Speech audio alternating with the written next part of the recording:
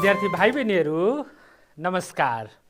सन्चै हुनुहुन्छ है। ल आज हामी कक्षा 7 को पाठ 2 तीतो बोली सच्चा गुण छलफलका लागि उपस्थित भएका छौं। तपाईहरु सबैजनाले आफ्नो पाठ्यपुस्तक पल्टाउनुहोस् अनि लेख्नको लागि कलम र कापी पनि तयार पार्नुहोस्। तयार पार्नुभयो? पारिसक्नुभयो है। ल यहाँ हेर्नुस् त, आज हामी पाठ 2 तीतो बोली सच्चा गुण यस कथाभित्र रहेर हामी केही क्रियाकलापहरू छलफल गर्नेछौं, केही अभ्यास छलफल गर्नेछौं।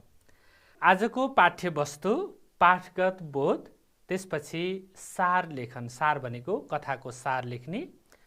त्यसै गरेर भाव विस्तार, जसलाई हामी व्याख्या पनि भन्छौं भाइ बहिनीहरू। र अर्को भाषिक प्रकार्य भन्ने छ। भाषिक प्रकार्य भाइ बहिनीहरूले पाठ्यपुस्तकमा देख्नुहुन्न। भाषिक प्रकार्य भनेर लेखेको चाहिँ देख्नुहुन्न तपाईहरूले। बोध र अभिव्यक्ति खण्डको अन्तिम क्रियाकलाप, जसलाई भाषिक प्रकार्य भनेर हामी छलफल गर्नेछौँ। र त्यसपछि हामी सुनाई पाठ 2 का आधारमा छलफल गर्नेछौँ। तपाईहरु तयार हुनुहुन्छ छलफलका लागि? तयार हुनुहुन्छ है। ल भाइ बहिनीहरू, हामीले अघिल्लो कक्षामा छलफल गरेका कुरा एकपटक सम्झना गरौँ। हामीले अघिल्लो कक्षामा कथाका सबै अनुच्छेद सस्वर पठन गर्यौं, शब्दार्थ, वाक्य रचना।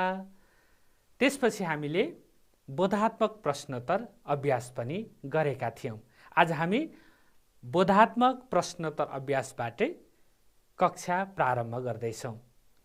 भाइ बहिनीहरू, यहाँ हेर्नुस् त, हामी पूर्व पठन अन्तर्गत दिइएको कथांश पढी सोधिएका प्रश्नको उत्तर दिनुहोस् भनेर हामीले यस क्रियाकलापमा आधारित रहेर हामी अघिल्लो कक्षामा छलफल गरेका विषयवस्तुहरू बोध गर्दैछौँ। यहाँ हेर्नुस् त, एउटा अनुच्छेद छ।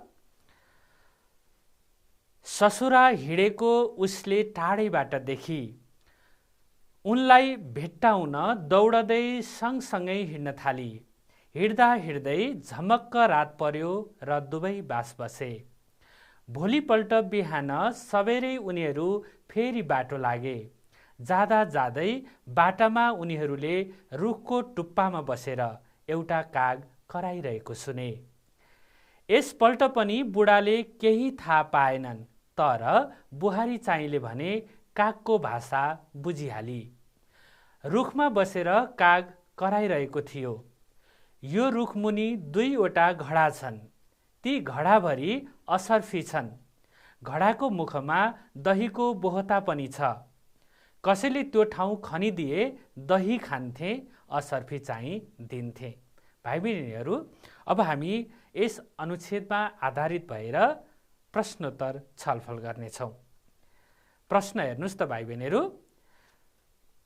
क, काग कहाँ बसेर कराइरहेको थियो? तपाईहरुले यहाँ उत्तर फेला पारिसक्नुभयो पक्कै पनि। अर्को प्रश्न, घडाभित्र के थियो? यहाँ हेर्नुस् त उत्तर हो, तपाईले फेला पारिसक्नुभयो। ख को उत्तर पनि। प्रश्न ग, बुहारीले कसको भाषा बुझी? यहाँ हेर्नुस्, तपाईले यसको उत्तर पनि सहजै फेला पार्नुहुन्छ। त्यसै गरेर काग के भनेर कराइरहेको थियो? भाइ बहिनीहरू, अब हामी प्रश्न अनि उत्तर छलफल गरौँ। पक्कै पनि तपाईहरूले उत्तर पहिचान गरिसक्नुभयो। अब म प्रश्न भन्छु, तपाईहरूले पहिचान गरेका उत्तरहरू पनि तपाईहरू सुनाउनुहोस् है। म पनि सुनाउँछु, तपाईहरू पनि सुनाउनुहोस्। अनि तपाईहरूले सुनाएको, मैले सुनाएका उत्तरहरू मिल्छन् मिल्दैनन् हेरौँ है त। ल भाइ बहिनीहरू, पहिलो प्रश्न थियो, काग कहाँ बसेर कराइरहेको थियो? हो, तपाईले ठिक भन्नुभयो। काग रुखको टुप्पामा बसेर कराइरहेको थियो। त्यसै गरेर प्रश्न ख पनि हेरौँ है त। घडाभित्र के थियो? कति सजिलो प्रश्न हो, तपाईले अनुमान गर्नुभयो। घडाभित्र असर्फी थियो। त्यसै गरेर अर्को प्रश्न हेरौँ। बुहारीले कसको भाषा बुझी? ठिक भन्नुभयो भाइ बहिनीहरू। बुहारीले कागको भाषा बुझी। ल त्यसै गरेर अर्को प्रश्न, कागले के भनेर कराइरहेको थियो? हो भाइ बहिनीहरू, कागले यो रुखमुनि दुईवटा घडा छन्, ती घडाभरि असर्फी छन्, घडाको मुखमा दहीको बोहता पनि छ, कसैले त्यो ठाउँ खनिदिए दही खान्थे, असर्फी चाहिँ दिन्थे भनेर कराइरहेको थियो।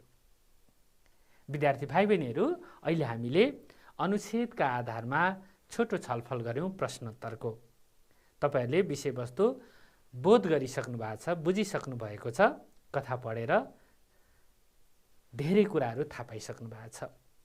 भाइ बहिनीहरू, तपाईहरू सम्झना गर्नुहोस् त, हामीले अघिल्लो कक्षामा संक्षिप्त प्रश्नोत्तर लेखनका कुरा पनि गरेका थियौँ। तपाईहरूलाई संक्षिप्त प्रश्नको उत्तर लेख्ने, खास गरी संक्षिप्त उत्तर आउने प्रश्न भन्छौँ हामी, ती उत्तरहरू लेख्ने अभ्यासका क्रममा प्रश्न क को हामीले छलफल पनि गरेका थियौँ र त्यसपछि हामीले बाँकी प्रश्नहरू भाइ बहिनीहरूले बनाउनुपर्छ भनेर मैले भनेको थिएँ। भाइ बहिनीहरूले पनि बनाउनको लागि पक्कै पनि तयार हुनुभयो भन्ने विश्वास पनि मैले लिएको थिएँ। अब हामी भाइ बहिनीहरूले पक्कै पनि बनाउनु भएको होला, तयार पार्नु भएको होला। अब कस्तो बनाउनु भयो, तपाईहरूले तयार पारेको मिलेको छ कि छैन, एकपटक हामी छलफल गरौँ है त। तपाईहरू तयार हुनुहुन्छ छलफलका लागि? हो, तयार हुनुहुन्छ है। हेर्नुहोस् त, हामीले अघिल्लो कक्षामा यी चारवटा प्रश्नका बारेमा थोरै छलफल गरेका थियौँ र त्यसपछि हामीले प्रश्न क को उत्तर पहिचानको अभ्यास पनि गरेका थियौँ। ख प्रश्न हेर्नुहोस्, अब हामी खबाट थोरै छलफल गर्नेछौँ। प्रश्न ख भाइ बहिनीहरू, ससुरा बुहारीलाई किन नपर्खिकन अगाडि बढे? संक्षिप्त उत्तर लेख्ने। संक्षिप्त उत्तर भाइ बहिनीहरू 4 या 5 वाक्यमा लेख्न सकिन्छ। यसको नमुना उत्तर पनि हेरौँ र तपाईहरूले तयार पारेको उत्तर पनि तपाईहरूले मिलेको छ कि छैन एकपटक हेर्नुहोला र त्यसपछि नमिलेको भए सच्याउनुपर्छ है त। मिलेको भए एकदम राम्रो। ल हेर्नुहोस् है त। हिँड्दा हिँड्दै थाकिसकेका ससुरा बरपिपलको रुखमुनि एकछिन झकाए। त्यस समयमा बुहारी स्यालले भनेअनुसार औँठी फेला पार्न मुर्दा नजिकै गइन्। बुहारीले औँठी झिक्न लाग्दा ससुराको आँखा खुले। बुहारी मुर्दा नजिकै बसेको देखेर अब बुहारीसँगै हिँड्नु भएन भन्ने विचार ससुराको मनमा आयो। त्यसैले ससुरा बुहारीलाई नपर्खिकन अगाडि बढे। भाइ बहिनीहरू, संक्षिप्त उत्तर लेख्दाखेरि प्रश्नको ढाँचा र उत्तरको ढाँचा मिल्नुपर्छ। यहाँ हेर्नुहोस् त, नपर्खिकन अगाडि बढे भनेर यहाँ लेखिएको छ र यसको उत्तरको अन्तिम वाक्यमा पनि हेर्नुहोस् त, नपर्खिकन अगाडि बढे भनेर राखिएको छ। यसरी प्रश्नको ढाँचा र उत्तरको ढाँचा मिल्नुपर्छ। संक्षिप्त उत्तरात्मक प्रश्नोत्तर गर्दाखेरि 4 वा 5 वाक्यमा उत्तर लेख्ने अभ्यास पनि गर्नुपर्छ। त्यसै गरेर भाइ बहिनीहरू, प्रश्न ग, अनाज जम्मा गर्ने कुरामा बुहारीले ससुरालाई कस्तो जवाफ दिइन् भन्ने प्रश्न छ। पक्कै पनि तपाईहरूले यस प्रश्नको उत्तर पनि तयार पारिसक्नु भएको छ। एकपटक छलफल गरौँ है त। बुहारीले अनाज काट्दै गरेको देखेर यो अन्न गएको सालको हो कि यही सालको भन्ने प्रश्न गरेकी थिइन्। बुहारी बुद्धिमानी लागेपछि ससुराले अनाज जम्मा गर्ने कुराको प्रसङ्ग उठाए। गएको सालको अनाज जम्मा गर्नाले कसैसँग कुनै लेनदेन रहँदैन, कसैको ऋण पनि तिर्नु पर्दैन। यो सालको भएमा लेनदेन पनि हुन्छ, लगानी पनि लगाइन्छ, धेरै खर्च पनि गर्नुपर्छ भन्ने जवाफ दिइन्। भाइ बहिनीहरू, यस प्रश्नको उत्तर पनि हेर्नुहोस् त, प्रश्नको ढाँचा र उत्तरको ढाँचा मिलेको छ। कस्तो जवाफ दिइन्, यहाँ पनि जवाफ दिइन्छ र बुहारीले ससुरालाई दिएको जवाफहरू चाहिँ उत्तरका रूपमा राखिएका छन्। त्यसै गरेर भाइ बहिनीहरू, अर्को प्रश्न हेरौँ है त। यस कथाले कस्तो सन्देश दिएको छ? अब तपाईले यस प्रश्नको उत्तर चाहिँ फेरि अनुच्छेदमा आफैले तयार पार्नुपर्छ। पक्कै पनि तयार पारिसक्नु भएकै होला। म यस प्रश्नको उत्तर के हुन सक्छ बुदागत रूपमा प्रस्तुत गर्छु है त।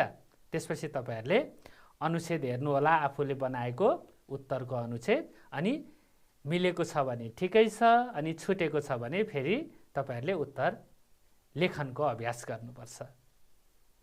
हुन्छ नि हैन भाइ बहिनीहरु? ल हेर्नुस् त, उत्तरका बुदाहरू। कसैप्रति नचाहिँदो कुरा सोच्न नहुने, हामीले यो सन्देश पाउँछौं। रिसले आफूलाई खान्छ, बुद्धिले अरूलाई भन्ने भनाइ सबैले मनन गर्नुपर्ने। बोली तितो भए पनि सच्चा गुण छ भने सबैले मन पराउने। यसरी नै तपाईहरुले अन्य कुरा पनि यस पाठमा पक्कै बुझ्नु भएको छ, त्यसलाई सन्देशका रूपमा राखेर उत्तर तयार पार्न सक्नुहुनेछ। ल भाइ बहिनीहरु, अब हामी कथा सारतर्फ लागौं। म तपाईहरुलाई कथाको सार बताउँछु। यहाँ हेर्नुस् है त, तपाईहरु पनि हेर्दै जानुस् र सुन्दै पनि जानुस् है त। गाउँमा बुढाबुढी बस्थे। बुढेसकाल भइसकेपछि जन्माएको छोराको बडो धुमधामसँग बिहे गरिदिए। ससुरालाई बुहारीको स्वभाव र बुद्धि जाँच गर्न मन लाग्यो। ससुराले बुहारीलाई तिम्रो बिहेमा हामीले कति खर्च गर्यौं भनेर प्रश्न सोधे। बुहारीले 2-3 माना चामल मात्र खर्च भयो होला भन्ने जवाफ दिइन्। बुहारीको कुराले ससुरालाई रिस उठ्यो। उनले बुहारीलाई माइत पुर्याउन लगे। जाँदा जाँदै बाटामा भेटिएका मलामीलाई बुहारीले यो लास एउटा मात्र हो कि 100वटा भनेर सोधी। बुहारीको प्रश्नले ससुरालाई बुहारीको मगज बिग्रिएको जस्तो लाग्यो। बाटामा स्याल कराएको सुनियो। उसको भाषा बुझेर बुहारीले औँठी फेला पारी। मुर्दा नजिकै बसेको देखेर अब योसँग हिँड्न भएन भन्ने विचारले बुहारीलाई नपर्खी बुढा अगाडि बढे। भोलिपल्ट रुखको टुप्पामा बसेर एउटा काग कराइरहेको सुनियो। बुहारी कागको भाषा बुझेर रुख मुनि गई र घडामा दहीका 2टा बोहता र असर्फी फेला पारी। बुहारीले धन फेला पारेकामा ससुरा दङ्ग परे। बाठी बुहारीलाई मूर्ख सम्झेकामा पश्चाताप मान्दै ससुरा र बुहारी घरतिर फर्के। ससुराले एउटा मुर्दालाई देखेर पनि किन एउटा हो कि 100वटा भनेकी हौ भनेर सोधे। मानिसको उपकार भलाइ र दान गर्ने मरेपछि 100 मुर्दा हुने र नगर्ने मानिस चाहिँ 1 मुर्दा हुने भनेर बुहारीले जवाफ दिई। ससुराले अनाज यो सालको हो कि गएको सालको हो भनेर किन सोधेकी भने जवाफमा गएको सालको अनाज भए कसैसँग कुनै लेनदेन नहुने, नभए लेनदेन र खर्च हुने बताई। धेरै खर्च गरेर छोराको बिहे गरे पनि 2-3 माना चामलले विवाह सकियो भन्नुको रहस्य पनि भनी। बुहारीको यस्तो तीतो तर सच्चा गुणले भरिएका कुरा सुनेर ससुरा दङ्ग परे। यिनै विषयवस्तुहरू कथाभित्र छन् भाइ बहिनीहरू। भाइ बहिनीहरू, अब हामी थप प्रश्नोत्तर अभ्यासतर्फ अगाडि बढौं। प्रश्न हेर्नुस् त। प्रश्न 6, क्रियाकलाप 6, बोध र अभिव्यक्ति खण्डको। तीतो बोली सच्चा गुण पाठमा आफ्ना कस्ता गुणबाट बुहारी ससुराको मन पगाल्न सफल भइन् लेख्नुहोस् भनेर यहाँ प्रश्न दिइएको छ। तपाईहरूले पक्कै पनि यस प्रश्नको उत्तर अनुमान गरिसक्नुभयो। तपाईहरूलाई उत्तर लेख्दाखेरि अलि सजिलो हुन्छ कि भनेर म यस प्रश्नसँग सम्बन्धित केही उत्तरका सम्भावित बुदाहरू छलफल गराउँछु। पहिलो बुदा हेर्नुस् त भाइ बहिनीहरू। ससुराले भनेको कुरामा चित्त नदुखाउनु। त्यसै गरेर स्यालले बोलेको भाषा बुझेर औँठी फेला पार्नु। कागको भाषा बुझेर घडाभरि असर्फी फेला पार्नु। एउटा मुर्दा देखेर पनि 100वटा हो भन्नुका कारण बताउनु।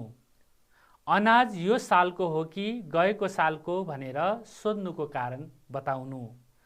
2-3 माना मात्र चामल खर्च भयो होला भन्नुको कारण पनि बताउनु। भाइ बहिनीहरू, प्रश्न यहाँ फेरि हेर्नुहोस्। तितो बोली सच्चा गुण है।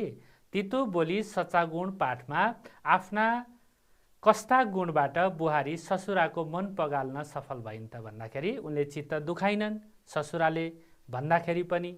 त्यसपछि स्यालको भाषा बुझिन् र औठी फेला पारिन्। कागको भाषा बुझिन् र घडाभरि असर्फी फेला पारिन्। त्यसपछि एउटा मुर्दा देखेर पनि 100 मुर्दा हो भन्नुको रहस्य पनि बताइन्।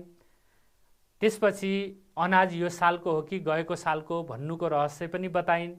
2-3 माना मात्र चामल खर्च भयो होला भन्ने रहस्य पनि बताइन्। यी सबै कुरा बुहारीको सुनेपछि ससुरालाई बुहारी गुणवती भएको थाहा भयो र मन पनि पग्लियो। यसरी यी विषयवस्तु समेटेर उत्तर लेख्नुपर्छ। पक्कै पनि तपाईहरुलाई सजिलो भयो होला अब उत्तर लेख्नको लागि। यी विषयवस्तुहरू समेटेर उत्तर लेखनको अभ्यास गर्नुस् है त। भाइ बहिनीहरू, त्यसै गरेर प्रश्न 10 हेर्नुस् त, बोध र अभिव्यक्ति खण्डको। तितो बोली सच्चा गुण पाठमा कस्तो परिवेशको वर्णन गरिएको छ लेख्नुहोस् भनिएको छ र भाइ बहिनीहरूले सुन्नु पनि भएको छ यस प्रश्नलाई। मैले प्रश्न बताउँदै जाँदाखेरि तितो बोली सच्चा गुण पाठमा कस्तो परिवेशको वर्णन गरिएको छ लेख्नुहोस्। अब यस प्रश्नको उत्तर पनि भाइ बहिनीहरूलाई लेख्न सजिलो होस् भनेर म केही बुदाहरू छलफल गराउँछु र तपाईहरुले फेरि उत्तर लेखन अभ्यास गर्नुपर्छ। तयार हुनुहुन्छ? तयार हुनुहुन्छ है। सुरुमा गाउँ र पारिवारिक परिवेश कथामा वर्णन गरिएको छ भाइ बहिनीहरू। त्यसपछि बाटामा मलामी स्याल कागसँग भेट भएको परिवेश पनि वर्णन गरिएको छ कथामा। कथामा स्याल कराएको, काग कराएको, मलामीहरूले मुर्दा बोकेर ल्याउँदै गरेको घटना पनि आएको छ। त्यसै गरेर गाउँ, खेतबारी, बरपिपलको रुख, बास बसेको घर कथा अघि बढ्ने परिवेश बनेका छन्। यी सबै परिवेश हामीले समेटेर लेख्नुपर्छ।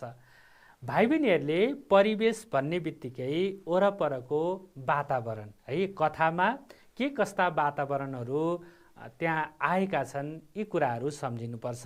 कुन ठाउँ, त्यसपछि त्यहाँका चाहिँ पात्रहरू को आएका छन्, कस्तो परिवेशमा छ, अनि त्यहाँबाट कथा कुन ठाउँबाट कुन ठाउँतिर गएको छ। जस्तै भाइ बहिनीहरूले बुझ्नुपर्ने कुरा परिवारभित्रको कथा छ सुरुमा। त्यसपछि बुहारीलाई ससुराले माइत पुर्याउनको लागि लगेको कथा छ। अनि बाटामा फेरि अब स्यालसँग कागसँग भेट भएको छ। यी सबै कुराहरू, यी सबै वातावरण, कथाभित्र आएका यी सबै प्रसङ्गहरू परिवेशका रूपमा आएका छन्। भाइ बहिनीहरूले यी कुराहरू समेटेर उत्तर लेखन गर्न सक्नुहुनेछ। ल भाइ बहिनीहरू, अब हामी पात्रहरूको सूची तयार पारौँ। तपाईहरुले कथा सुनिसक्नुभयो, कथा पढिसक्नुभयो, कथा छलफल पनि गरिसक्नुभयो, अनि कथामा आएका पात्रहरू पनि चिनिसक्नुभयो। अब हामी पात्रहरूको सूची तयार पारौँ। अब मानवीय पात्र र मानवेत्तर पात्र। मानवेत्तर भनेको चराचुरुङ्गीहरू, अनि त्यसपछि जनावर। मानवीय पात्र भन्ने बित्तिकै मान्छे। अब यसको सूची बनाउनुपर्छ। ल तपाईहरु पनि सूची बनाउनुहोस् है त। ल पक्कै पनि तपाईहरुले सूची बनाउन थालिसक्नुभयो होला। म तपाईहरुलाई सजिलो बनाइदिन्छु है त। सूची बनाउनलाई अझ सजिलो बनाउँछु। यहाँ हेर्नुहोस् त भाइ बहिनीहरू। भाइ बहिनीहरू, पक्कै पनि तपाईहरुले सूची तयार पारिसक्नुभयो होला। मानवीय पात्र है, ससुरा, त्यसपछि बुहारी, बलराम, मलामी, किसान। कथामा यी पात्रहरू जोडिएका छन्। त्यसै गरेर मानवेत्तर पात्रमा स्याल अनि काग 2वटा पात्र त्यहाँ देखिन्छ। अब भाइ बहिनीहरू, हामीले कथा पढ्दै जाँदाखेरि ससुरा त्यसपछि बुहारी, यी दुईजना पात्रको वरिपरि कथा घुमेको छ। यी दुईजना पात्रको संवादबाट, छलफलबाट कथा अगाडि बढेको छ। त्यसकारण यस पाठमा अथवा कथामा ससुरा अनि बुहारी दुईजना पात्र चाहिँ मुख्य पात्रका रूपमा देखिएका छन्। त्यसै गरेर ससुरा र बुहारीलाई आफ्ना कुराहरू अगाडि बढाउनको लागि स्याल र कागले बेला बेलामा मद्दत गरेको हामीले थाहा पाइसकेका छौँ। स्यालले भनेको प्रसङ्ग, कागले भनेको प्रसङ्ग, अनि स्यालले भनेअनुसार बुहारीले गरेको, कागले भनेअनुसार बुहारी अगाडि बढेको, असर्फी फेला पारेको, यी सबै कुराहरू हामीले कथामा पढेका छौँ। त्यसकारण पात्रहरू चाहिँ मुख्य पनि छन् र सहयोगी पात्रहरू पनि कथामा छन्। पक्कै पनि भाइ बहिनीहरूले पात्रहरूको बारेमा पनि थाहा पाइसक्नुभयो र तपाईँहरूले सूची तयार पार्नुभयो। मैले यहाँ सूची सजिलोको लागि प्रस्तुत गरेँ। पक्कै पनि तपाईँहरूले तयार पारेको सूची मैले प्रस्तुत गरे अनुसार मिल्यो होला है। ल, अब हामी भाइ बहिनीहरू व्याख्या र भाव विस्तारका बारेमा छलफल गरौँ। व्याख्या भन्ने बित्तिकै, भाव विस्तार भन्ने बित्तिकै वाक्यले भन्न खोजेको आशयलाई थोरै विस्तार गर्ने, शब्दले आशय व्यक्त गर्दछ अर्थको रूपमा। त्यसपछि शब्दहरू धेरै हुन्छन्, ती शब्दहरू वाक्यमा पद बनेर आएका हुन्छन्। ती पदहरूले, ती पदावलीहरूले कुनै न कुनै आशय बोकेका हुन्छन्। ती आशयलाई विस्तार गर्नु, फैलाउनु व्याख्या वा भाव विस्तार हो। भाव विस्तार गर्दाखेरि हामीले के कुराहरूमा ध्यान दिनुपर्छ, जसलाई हामी भाव विस्तार गर्ने तरिका भनेर छलफल गर्दैछौँ।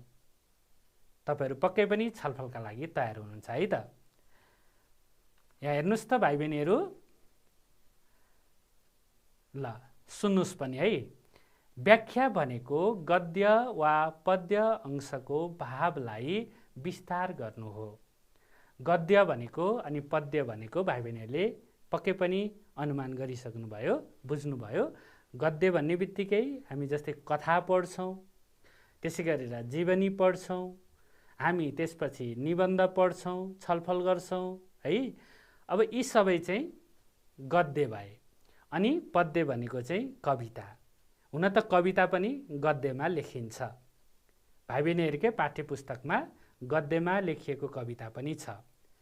चाहे त्यो कविता होस्, चाहे कथा, चाहे जीवनी, चाहे निबन्ध, जहाँ प्रयोग भएको त्यो पाठको अंश भए पनि त्यसले भन्न खोजेको कुरालाई विस्तार गर्नु भनेकै भाव विस्तार हो वा व्याख्या हो।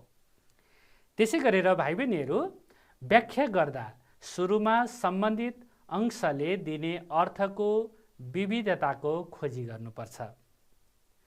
जस्तै एकतामा बल हुन्छ भने एकताको अर्थ, विविध अर्थ, बल भन्ने शब्दको विविध अर्थ पहिचान गरेर अनि पुरै वाक्यले भन्न खोजेको आशयलाई विस्तार गर्नुपर्छ भाइ बहिनीहरू। त्यसै गरेर अर्को पनि हेरौँ। विभिन्न तर्क र उदाहरण प्रस्तुत गर्दै सम्बन्धित अंशको भाव विस्तार गर्नुपर्छ। त्यसले के भन्न खोजेको छ हामीले पाठसँग जोडेर, किनभने पाठमा ती विषयवस्तुहरू आएका हुन्छन्, त्यहाँ जोडेर उदाहरणका रूपमा ती कुराहरू राखेर पुष्टि गर्नुपर्छ, विस्तार गर्नुपर्छ। ल, पक्कै पनि भाइ बहिनीहरूले व्याख्या कसरी गर्ने, व्याख्या गर्दा के कस्ता कुराहरूमा ध्यान दिनुपर्छ, ख्याल गर्नुपर्छ बुझिसक्नुभयो। अब प्रश्न हेर्नुहोस् त। प्रश्न 5, भाव विस्तार गर्नुहोस् भनिएको छ। श्रद्धा, प्रेम र दयाको भावले गरिएको खर्च नै वास्तविक खर्च हो। यहाँ हेर्नुहोस् त, तपाईँहरूले शब्दको तहमा अब व्याख्या गर्दाखेरि श्रद्धा भन्ने शब्दलाई पनि यसको अर्थ लेख्दै अगाडि बढ्न सक्नुहुनेछ, अथवा प्रेमबाट पनि अगाडि बढ्न सक्नुहुनेछ, दयाको भावबाट पनि अगाडि बढ्न सक्नुहुनेछ, अथवा तपाईँहरूले श्रद्धाको भाव, प्रेमको भाव, दयाको भाव भनेर पनि गर्न सक्नुहुनेछ। यसरी शब्दको आशय हामीले अगाडि बढाउनुपर्छ। त्यसपछि सिङ्गो वाक्यको आशयलाई हामीले विस्तार गर्नुपर्छ। म तपाईहरुलाई एउटा नमुना प्रस्तुत गर्छु र तपाईहरुले यसरी नै थप अभ्यास गर्नुपर्छ है। यहाँ हेर्नुस् त। श्रद्धाको भाव भनेको आस्था, निष्ठा र विश्वासको अवस्था हो। श्रद्धा शब्दले आफ्ना मान्यजन प्रतिको सद्भावलाई पनि बुझाउँछ। प्रेमले कुनै वस्तु वा व्यक्तिप्रतिको माया र दयाले सहयोगको मनोभावना बोकेका हुन्छन्। श्रद्धा, प्रेम र दयाको भाव हरेकसँग हुन्छ र हुनु पनि पर्छ। यस कुरालाई कथामा ससुरा र बुहारी बीचको कुराकानीले प्रष्ट पारेको छ। बिहेमा कति खर्च भयो होला भन्ने ससुराको प्रश्नलाई बुहारीले सजिलै जवाफ दिएकी छिन्। उनले भनेकी छिन् 2-3 माना चामल मात्र खर्च भयो होला। यस कुरालाई थप प्रष्ट पार्न प्रेमपूर्वक भएको खर्च चाहिँ 2-3 माना चामल मात्रै हो भन्ने तर्क अघि सारेकी छिन्। वास्तविक खर्चले मात्रै प्रतिफल दिन्छ। यसैले फल दिने खालको खर्च तपाईको त्यही 2-3 माना चामल मात्रै हो। त्यसैले मैले त्यस्तो किसिमको जवाफ दिएको हो भनेकी छिन्। बुहारीको भनाइका आधारमा नै श्रद्धा, प्रेम र दयाको भावले गरिएको खर्च नै वास्तविक खर्च हो भन्न सकिन्छ भनेर भाइ बहिनीहरूले भावलाई विस्तार गर्न सक्नुहुनेछ। ल भाइ बहिनीहरू, अब हामी बोध र अभिव्यक्ति खण्डको अन्तिम क्रियाकलाप छलफल गरौँ, जसलाई मैले भाषिक प्रकारीय भनेको छु। प्रश्न 12, तल दिएको सन्दर्भ पढ्नुहोस् र निर्देशन अनुसार गर्नुहोस् भनिएको छ। म भाइ बहिनीहरूलाई सन्दर्भ सुनाउँछु। दिनेश कक्षाका मिहिनेती विद्यार्थी हुन्। उनी पढाइका साथै अतिरिक्त क्रियाकलापमा पनि रुचि राख्छन्। आज उनी जिल्ला स्तरीय निबन्ध लेखन प्रतियोगितामा भाग लिन जाँदैछन्। उनी कुनै पनि सफलतामा आफ्नो मिहिनेतका साथै मान्यजनको आशीर्वाद र शुभेच्छाले समेत सहयोग पुर्याउनेमा विश्वास गर्छन्। यसैले आजको प्रतियोगितामा भाग लिन जानु पूर्व गुरुजनको आशीर्वाद लिन उनी प्रधानाध्यापकको कक्षमा पुग्छन्। उनलाई प्रधानाध्यापकका साथै सबै शिक्षक र साथीले निबन्ध लेखन प्रतियोगितामा तिमीलाई सफलता प्राप्त होस्, हामी सबैको शुभकामना छ भन्दै शुभेच्छा प्रकट गर्छन्। उनी प्रति प्रकट गरिएको शुभेच्छाबाट उनमा झन आत्मविश्वास बढ्छ। यही आत्मविश्वासका कारण उनले उक्त प्रतियोगितामा प्रथम पुरस्कार प्राप्त गर्छन्। निबन्ध लेखन प्रतियोगितामा सफलता प्राप्त गरेकामा उनलाई सबैले बधाई दिन्छन्। उनी खुसीले गदगद हुन्छन्। भाइ बहिनीहरू, दिनेशले प्राप्त गरेका शुभेच्छा, शुभकामना र त्यसपछिको सफलता, आत्मविश्वास, यी विषयवस्तु हामीले बुझिसकेपछि अब हामी दिएको निर्देशन अनुसार भाषालाई फेरि प्रयोग गर्नुपर्छ अथवा भाषिक प्रकारीय हामीले गर्नुपर्छ। भाषिक क्रियाकलाप गर्नुपर्छ, छलफल गर्नुपर्छ अथवा आफ्ना कुराहरू व्यक्त गर्नुपर्छ। अब तपाईहरू कसरी व्यक्त गर्नुहुन्छ त? प्रश्न हेरौँ त। सुन्नुहोस् है त प्रश्न। तपाईको साथीको आज जन्मदिन परेको छ। साथीको उक्त जन्मदिनको अवसरमा तपाईले साथीको सुखद जीवनका लागि शुभेच्छा कसरी व्यक्त गर्नुहुन्छ? हाउभावपूर्ण शैलीमा कक्षामा प्रस्तुत गर्नुहोस् भनिएको छ। यसरी निर्देशन दिएको छ। भाइ बहिनीहरू, तपाईहरूले प्रश्न बुझिसक्नुभयो। प्रश्नले व्यक्त गर्न खोजेको आशय बुझिसक्नुभयो। तपाईको साथीको जन्मदिन छ। तपाईले साथीलाई जन्मदिनको अवसरमा शुभेच्छा व्यक्त गर्नुपर्नेछ, शुभकामना दिनुपर्नेछ। कसरी दिनुहुन्छ त?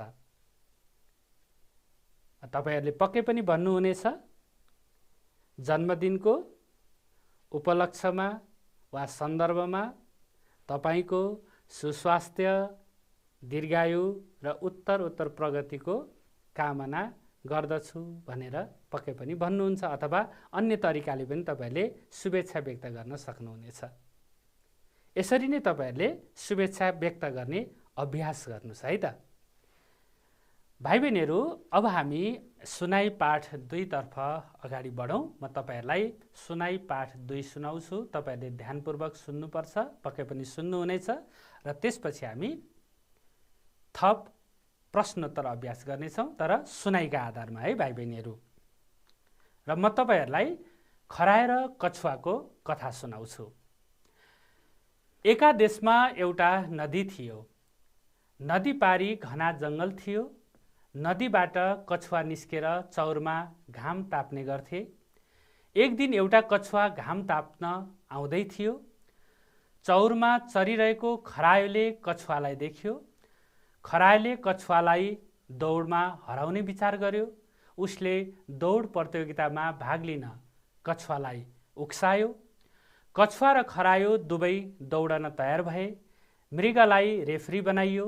रेफ्रीले सिटी फुकेपछि दुवै कुद्न सुरु गरे। खरायो कतै पनि नहेरी तीव्र गतिमा कुद्यो। खरायो सीमामा पुग्न लाग्दा कछुवा भने अलिकति मात्र अगाडि बढेको थियो। अचानक जङ्गलबाट निस्केर स्यालले खरायोलाई आक्रमण गर्न खोज्यो। खरायो डरले पहिला आफू आएतिरै फनक्क फर्कियो। कछुवाले टाढैबाट खरायोको जीवन सङ्कटमा परेको देख्यो। कछुवा खरायोको नजिकै गयो र आफ्नो पिठ्युमा चढ्न भन्यो। आत्तिएको खरायो हत्तपत्त कछुवाको जिउमा चढ्यो। स्यालले भेट्न मात्र के आँटेको थियो। कछुवा नदीमा हाम फाल्यो। कछुवा पानीमा छिटो कुद्ने भएकाले एकैछिनमा नदी पारी पुग्यो। कछुवाले खरायोको ज्यान बचायो। स्याल नदीको किनारमा बसेर हेरेको हेरै भयो। त्यस दिनदेखि उनीहरू असल मित्र भए। भाइ बहिनीहरू, अहिले तपाईहरूलाई मैले खरायो र कछुवाको कथा सुनाएँ। अब हामी प्रश्न उत्तर छलफल गरौँ। प्रश्न हेर्नुहोस् त भाइ बहिनीहरू, सुनाई पाठ 2 मा 4वटा प्रश्न दिएका छन्। अब हामी छलफल गर्नेछौँ। पहिलो प्रश्न छ, दौड प्रतियोगिताका लागि कसलाई रेफ्री बनाइयो? हो, ठिक भन्नुभयो। दौड प्रतियोगिताका लागि मृगलाई रेफ्री बनाइयो। अर्को प्रश्न, खरायोलाई कसले आक्रमण गर्न खोज्यो? हो, खरायोलाई स्यालले आक्रमण गर्न खोज्यो। त्यसै गरी अर्को प्रश्न छ, आत्तिएको खरायो कसको जिउमा हत्तपत्त चढ्यो? हो भाइ बहिनीहरू, आत्तिएको खरायो कछुवाको जिउमा हत्तपत्त चढ्यो। त्यसै गरेर अर्को प्रश्न छ, असल मित्र हुन के गर्नुपर्छ? असल मित्र हुन कसैलाई दुःख नदिई आपत परेका बेला सहयोग गर्नुपर्छ। भाइ बहिनीहरू, तपाईहरूले पनि सुनेका आधारमा प्रश्न उत्तरको अभ्यास गर्नुपर्छ। त्यसै गरेर अर्को प्रश्न हेर्नुहोस् त, सुनाई पाठ 2 ले के सन्देश दिएको छ भन्नुहोस् भनेको छ। अब तपाईहरूले सुनाई पाठ 2 का आधारमा यस पाठले दिएका सन्देशहरू सुनाउनुपर्छ। सुनाउनुहोस् है त। आफ्नो घरमा आमा बुवा, त्यसपछि स्कुलमा हुनुहुन्छ भने साथीहरू, त्यसपछि गएर गुरुबा गुरुआमा, जसलाई सुनाउँदा पनि हुन्छ। तपाईँहरूको अगाडि जसलाई सुनाउन तपाईँहरूलाई सहज हुन्छ उहाँलाई तपाईँहरूले सुनाउनुपर्छ है। ल भाइ बहिनीहरू, आजको कक्षामा हामीले दोस्रो पाठभित्र रहेका केही अभ्यासहरू छलफल गऱ्यौँ। प्रश्नोत्तर अभ्यास, भाव विस्तार अभ्यास, त्यसै गरेर सुनाई अभ्यास हामीले छलफल गऱ्यौँ। आजको कक्षा यहीँ टुङ्ग्याउनेछौँ। मलाई पनि बिदा दिनुहोस्। नमस्कार।